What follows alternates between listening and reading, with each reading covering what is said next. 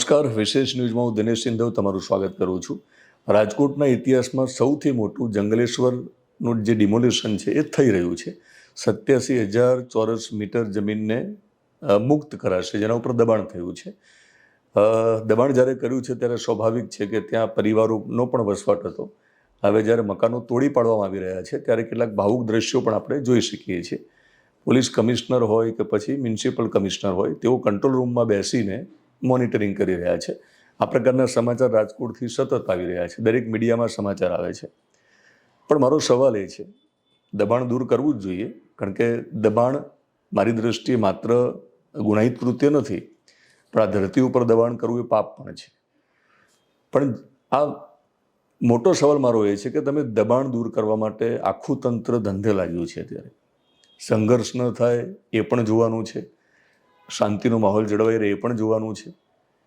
પણ જંગલેશ્વરનું જે દબાણ આખું દૂર થઈ રહ્યું છે એ જોતાં મને એવું લાગે છે કે આટલી બધી જમીન ઉપર જ્યારે દબાણ થયું, 87,000 ચોરસ મીટર ઉપર જ્યારે દબાણ કરી નાખ્યું લોકોએ, ત્યારે આ તંત્ર ક્યાં ગયું હતું? ભાજપ, કોંગ્રેસ આ બે જ મુખ્ય પાર્ટી છે.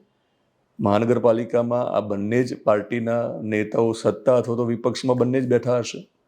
જરૂરી નથી કે જે લોકો સત્તામાં બેઠા હતા એમની જ જવાબદારી હતી, વિપક્ષની પણ એટલી જવાબદારી હતી. તો દિનેશ સિંધવનો સીધો સવાલમાં મારો સીધો સવાલ એ છે કે જ્યારે દબાણ થાય છે ત્યારે જે જવાબદાર અધિકારી ને પદાધિકારી છે એ ક્યાં હોય છે? એ લોકો સૂતા હોય છે, એ લોકો ઊંઘતા હોય છે, કે પછી પૈસા લઈને આ ડિમોલેશન કરવું પડે એવી પરિસ્થિતિ પેદા થાય એના માટે દબાણ કરવા દે છે અને ડિમોલેશન કરીને પછી વાહવાહી પણ મેળવી છે?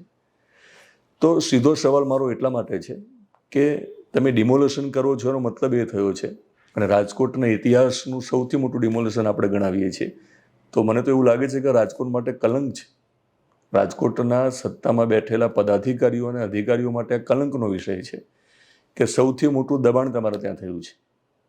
એટલે સૌથી મોટું ડિમોલેશન કરીને વાહવાહી મેળવવાની જરૂર નથી.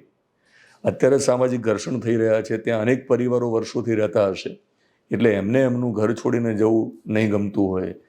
નવી પેઢીમાં ન ખબર પડતા એક પ્રકારનો આક્રોશ પેદા થાય ત્યારે સ્વાભાવિક છે કે એ જે ઘરમાં રહેતા હતા અને જ્યાં ઘર બનાવ્યું હતું એ દબાણ હતું એ લોકો માનવા જ તૈયાર નહીં હોય, કારણ કે આખો કોઈ બંધ પોકારે, આમાંથી કોઈ આક્રોશ કાલે ઉઠીને કોઈ ગુનાહિત પ્રવૃત્તિ તરફ કોઈ યુવાન વળી જાય એવું પણ બને. કારણ કે અત્યારે જે પીડા જે છે એ પીડા કદાચ તમે પોલીસના દંડાથી એને રોકી શકો, પણ અંદર દૂર સુધી જે ઘાવ લાગે છે એનાથી કદાચ કોઈ કાલ ગુનાહિત પ્રવૃત્તિ તરફ પણ વળી જાય. અને ભૂતકાળમાં આપણે જોયું છે કે જ્યારે શાસકો તરફથી અત્યાચાર શબ્દ નહીં વાપરું, પણ ડિમોલિશન કરવા તમે જાઓ છો ત્યારે પોલીસનો કાફલો લઈને જવાનો છો, જરૂર લાગે તો તમે દંડા પણ ઉપાડવાના છો. તો ભૂતકાળમાં જે રીતે શાસકોની સામે અત્યારે તંત્ર છે, ત્યારે રાજાશાહી હતી, એની સામે જે લોકોએ બગાવત કરી હતી અને જે લોકો ડાકુ બન્યા હતા એ સામાન્ય માણસો જ હતા ભૂતકાળમાં. તો આમાં બે પ્રકારનું નુકસાન થઈ રહ્યું છે કે ત્યારે ડિમોલિશનના કારણે ઘણા યુવાનોના મગજમાં જુદા પ્રકારની વાતો ઘર કરી જશે, આક્રોશ હશે. જ્યાં યોગ્ય દિશામાં જો આક્રોશ નહીં ઠલવાય અને ખોટી દિશામાં ઠલવાશે તો એમાંથી ઘણા બધા ગુનાહિત પ્રવૃત્તિ તરફ પણ વળી શકે, કારણ કે આ સહન નહીં કરી શકે. તો મારો સીધો સવાલ એ છે કે જ્યારે દબાણ થયું ત્યારે કોર્પોરેશનમાં બેઠેલા જે પદાધિકારીઓ હતા, અધિકારીઓ હતા, હવે જેનજીને જો ખબર ના પડે તો આપણે કહી દઈએ કે પદાધિકારીઓ એટલે જે લોકો ભાજપ અને કોંગ્રેસમાંથી ચૂંટાયેલા કોર્પોરેટર હોય છે, મેયર, સ્ટેન્ડિંગ કમિટીના ચેરમેન અને જે કંઈ બાકીની કમિટીના પ્રમુખ હોય છે, અને સામાન્ય કોર્પોરેટર હોય છે. અને અધિકારીઓ એટલે જે આપણને ખ્યાલ છે કે મ્યુનિસિપલ કમિશનરથી લઈને નીચેની આખી જે ટીમ હોય છે. તો આ બધાની જવાબદારી હોય છે કે દબાણ ન થવું, દબાણને રોકવું. તો દબાણ જ્યારે થયું ત્યારે બધા ક્યાં હતા? કયા લોકો સત્તામાં હતા? કઈ પાર્ટીના લોકો સત્તામાં હતા? કોણ કોણ હોદ્દેદાર હતા? એ બધાના નામો જાહેર થવા જોઈએ, એમની સામે કાર્યવાહી થવી જોઈએ, જરૂર લાગે તો એમની જોડે માફી મંગાવવી જોઈએ કે જ્યારે આટલી બધી જમીનમાં દબાણ થઈ ગયું ત્યારે તમે શું કરતા હતા? તમે પૈસા લઈને બેસી ગયા હતા કે પછી તમે નિષ્ક્રિય હતા? તમારી જવાબદારી, કારણ કે લોકોએ તમને મત એટલા માટે આપ્યા છે કે તમારું કામ જ છે લોકોની સેવા કરવું. તમારે કોર્પોરેટર બનીને ધંધા કરવા હોય ને પૈસાદાર થવું હોય અને દબાણ કરવા દેવું હોય તો એના માટે તમને લોકો બેસાડતા નથી. એ જે તે અધિકારીઓની જવાબદારી હતી કે દબાણ ન થાય.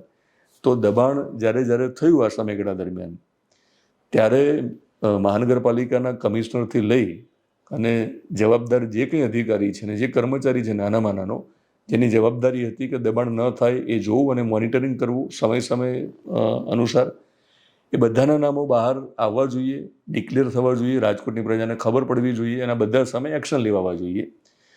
તો જંગલેશ્વરમાં જ્યારે દબાણના દ્રશ્યો જોઈને મને લાગે છે કે કદાચ જંગલ રાજમાં જ આવું થાય. આ કદાચ થોડો અઘરો અને આકરો શબ્દ લાગશે સત્તામાં બેઠેલા લોકોને. ભૂતકાળમાં બેઠેલા સત્તાના લોકોમાં કોંગ્રેસને પણ હું કહું છું કે તમે કેમ દબાણ થવા દીધું, અને ભાજપ જ્યારથી શાસનમાં હશે તો એમને પણ કહું છું. તો જંગલ રાજમાં જ જંગલેશ્વર જેવું ડિમોલિશન કરવું પડે એટલે વાહવાહી મેળવવાની મને લાગે કંઈ બહુ જરૂર છે નહીં.